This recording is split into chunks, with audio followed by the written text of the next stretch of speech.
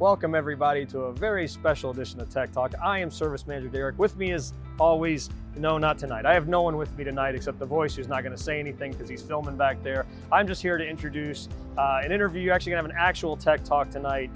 Phil is going to be interviewing one of our workers who's retiring after a storied career in the Harley world, wrenching on these bikes. Bob, this is a send-off to you. I hope you all enjoy this interview and seeing two techs who really appreciate each other having that conversation. Please like and comment below with it because I know Bob will feel it in his bones if you let him know that you appreciate hearing from him. Thanks guys, enjoy. What's happening, Bob? Welcome to the first interview for Caliente Tech Talk. We really appreciate you doing this.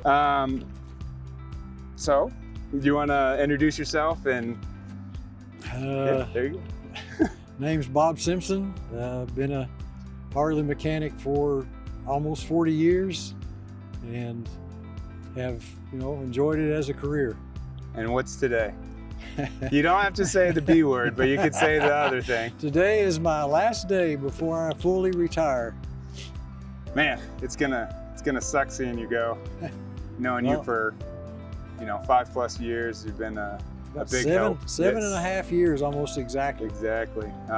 Been a big help to me and a bunch of these younger guys coming through the shop, just learning some of these a little bit older bikes, carburetors especially. So I just wanted to say thank you for what you have done for the shop and for me personally. I appreciate that. I know I'll have a friend for life. Right, I'm back at you. So anyways, first question, how many bikes do you currently own? What are they? And what's your favorite? Ooh, well, I own 5. Starting with the oldest first, I have a 55 Panhead Custom or Chopper. I have a 76 BMW R90/6. I have 2 84 shovel heads, an FXSB or a lowrider, and an FLH. The FXSB is not stock, the FLH pretty much is. And then for my new bike, I have a 16-year-old Dyna Superglide. Okay. What would you say your favorite is? Well, that's tough. I've owned my 84 FXSB for well over 30 years. And I guess if that's probably my favorite that I've had now. It's hard to compete with the 55 Panhead Chopper that I got from my late sister. Because that is a cool bike.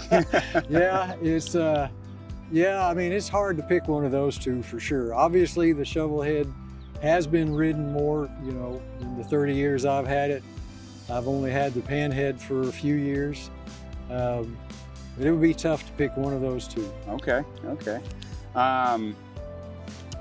Let's go. What's your favorite part about riding? Well, it's hard to say. You got the cliche answers, the freedom, which is true. I'm not knocking it. It's just this is what everybody says. I think that's the ability to be out in the elements. Most of the time that's cool. Sometimes it's not so cool. I like being able to take off and ride solo, but I also like to take trips or longer rides with a few buddies. Both of them have their own appeal. I do find that when you travel by motorcycle, you interact with the general public a little more. In the old days, that wasn't always a good thing. Recently, it's fine. And so I like that, interacting with the people that you meet and you come across in your travels. I don't know, it's just, it's a better way to travel. Yes. It's a better way to, hell, it's a better way to commute for that matter. But I think for me, one of my favorite parts is just hopping on and knowing for the next however long, it's me and my thoughts, whether I'm going through something or anything. It's just, I have no outside outside influence. It's definitely therapeutic. Yeah, definitely. You know? And then meeting people. You know, you can go to Lukenbach or Greenhall or, you know, wherever, and somebody will always come up and say, "What's that?" Yeah, or you can just ride, spend the day riding, or, you know, more than a day riding, and just, you know, not really have a particular destination. And I guarantee once you come back, you'll be refreshed. Exactly. You know, part of it too, at least in the older days, was the knowing that you were on your own, and if stuff broke, you had to be able to, you had to have a contingency plan. You know, whether that was having enough tools to fix you to get to some place, or fix it yourself to get you someplace you needed to be, or whatever it was, there was a bit of a challenge to it. And I guess there still is. You know, you can go places out here in West Texas, and if you break down, you might be there a while. You're shit out of luck. But that's part of it too, you know. That's one of my favorite things about riding one of my old choppers. If I broke down on the side of the road, it always led to a story. Yeah. You always have good stories. One of stuff like my that favorite times breaking down was lucky enough to be next to the Guadalupe River, and my buddy, you know, Jason, and I were just out there, and we're like, well, it's hot. We're gonna go for a swim, and then we'll figure it out. All right, so I know you have many rides. What's your most memorable long distance trip? Okay. Or long distance road trip, or one of your favorite places to ride? Well, I can't say I've ever done anything like a cross-country tour or anything like that. I would have to say that probably one of my most memorable long rides, though, is that I was fortunate enough to meet some make some friends in Denmark through an old XLCR cafe racer that I was restoring for this Danish guy who bought it sight unseen and had it taken to the nearest Harley dealership so they could do whatever needed to be done. And it happened to wind up in my hands. So I met him, we got to be friends. So they would come over, he and his buddies would come over, and we would ride. We did the hill country several times. Well, one year we met them in Memphis. Me and two buddies of mine rode from Texas over to Memphis, where we met our two friends from Denmark, and we did Tennessee, North Carolina. We did the Dragon. We went down into Georgia and came back up through Alabama, and then back up through Tennessee. And we had all kinds of weather, pouring down rain, cold, beautiful weather. That was a real memorable. And then kind of on the flip side of that, the other most memorable trip I had was when those guys from Denmark invited us over there, and they arranged motorcycles for us to ride while we were there. So we flew over to Denmark and spent 2 weeks on motorcycles touring, you know, all over Denmark and that area, and into Sweden, and took a ferry to a couple of islands that were really cool. That was a really, really great experience.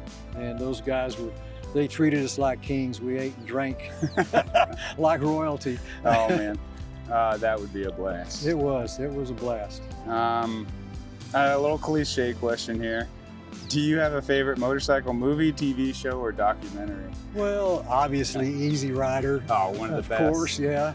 And On Any Sunday, of course, for a documentary. I guess those are probably the two that come to mind immediately. You know, there's so much stuff on YouTube out there these days that I've seen some pretty good.